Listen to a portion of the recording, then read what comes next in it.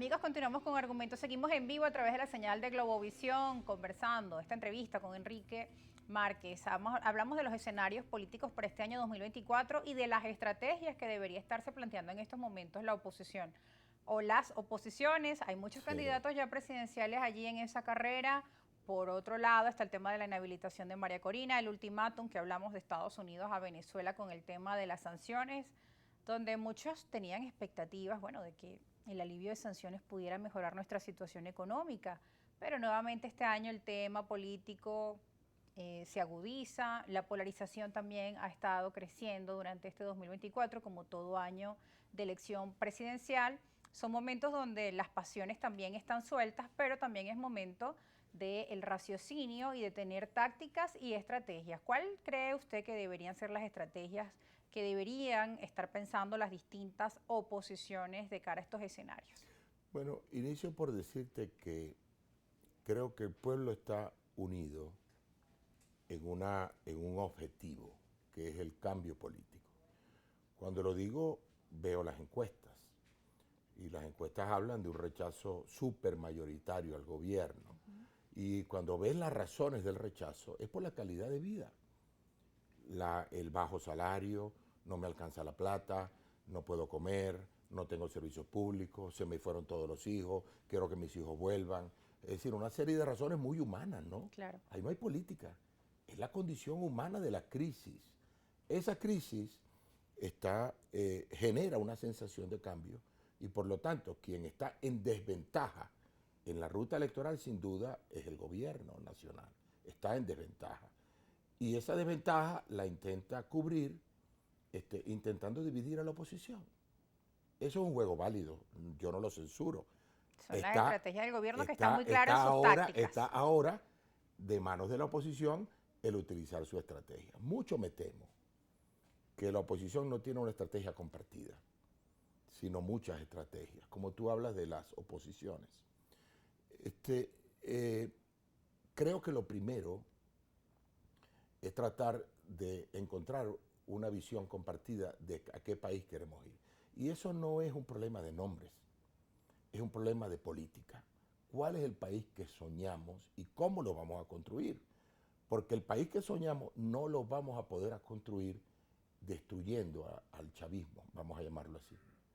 Porque si el chavismo quiere destruir a la oposición y la oposición quiere destruir al chavismo, el resultado es lo que tenemos ahorita. Caos, anarquía, destrucción del país.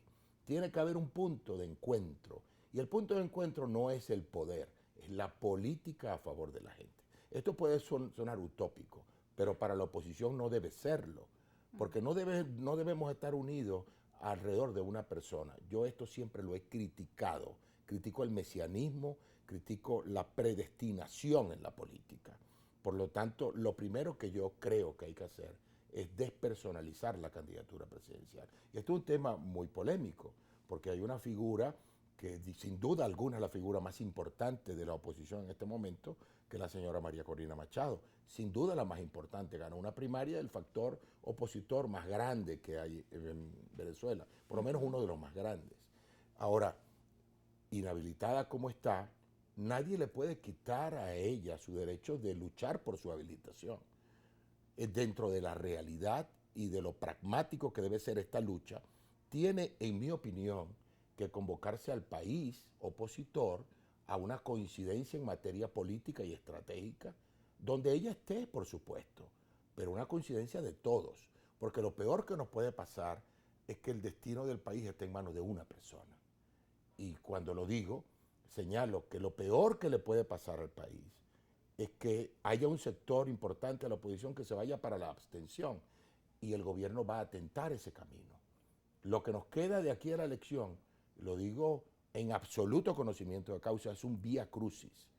Y si ese vía crucis no es asumido con pragmatismo por parte de la oposición, entonces esa parte de la oposición va a terminar a la abstención como ocurrió en el 2018. Y ojo que he leído en redes algunos comentarios, Sí, en las redes señor. sociales X de líderes opositores diciendo es que ya le hemos advertido antes que Claro. la ruta electoral la ponen muy difícil, que esto es un camino de piedras, que tiene muchos obstáculos, que no son elecciones creíbles, libres y Ajá, transparentes y se corre el peligro de volver a esos ajá. escenarios de abstención que nunca han favorecido a la oposición o volvemos a ver nuevamente historias que ya hemos vivido y uno cree que se debió aprender la lección. Es un déjà vu, pero fíjate que la abstención solo está en la cabeza de esos líderes que tú mencionas.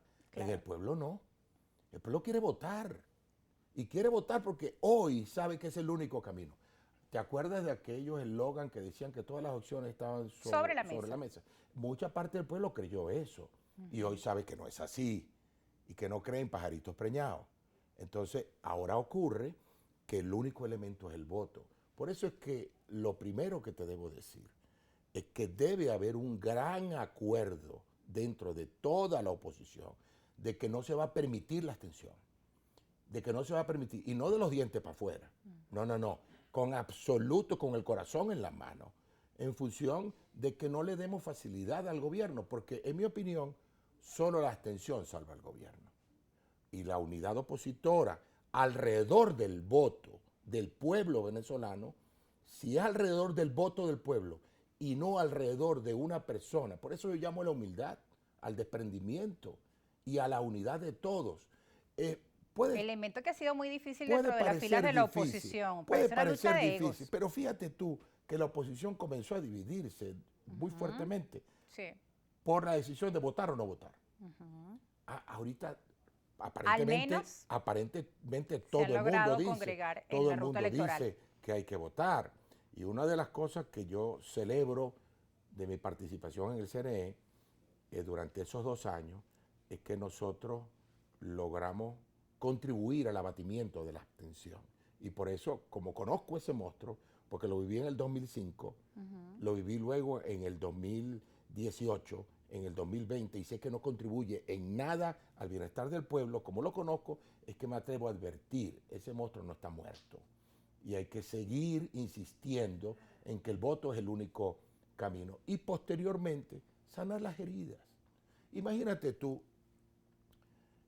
un líder que separe a la gente entre buenos y malos.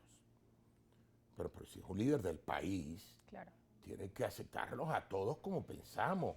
Imagínate que a mí se me censure por lo que estoy diciendo, porque es polémico o delicado. Yo tengo mi derecho a opinar y lo hago con la mejor intención.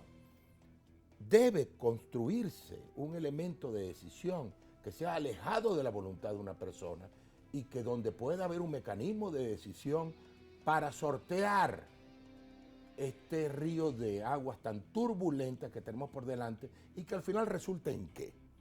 Bueno, en un nombre, porque la gente cuando le pregunta abajo a la gente te dice por quien sea, pero vamos a salir de esta locura, vamos a salir de esto que no me deja vivir por amor de Dios.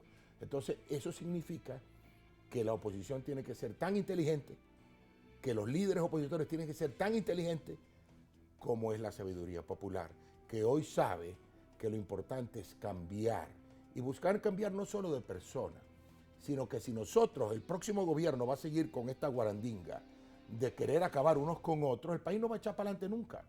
Tiene que haber un punto de encuentro. ¿A favor de qué?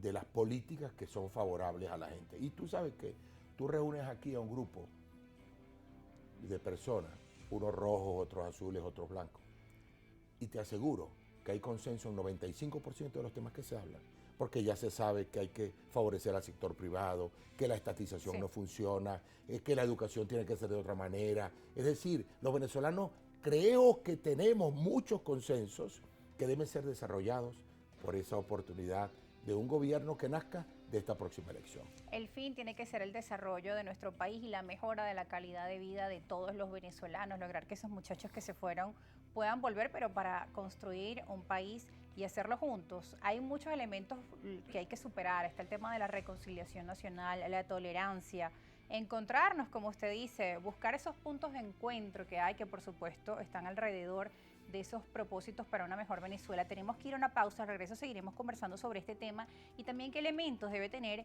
ese liderazgo que usted menciona. Nos habla de un líder que piensa en el país y ese es el fin del liderazgo, poner en acción políticas que puedan favorecer a todos por igual y no a su sector o a su partido, o peor aún, solo a sí mismo, porque eso no es el liderazgo, no es el fin de un líder. Vamos a ir a la pausa, sus preguntas y sus comentarios, ya veo que nos están llegando de distintos estados de nuestro país, nos están escribiendo, más adelante vamos a estar revisando también sus preguntas, ya volvemos.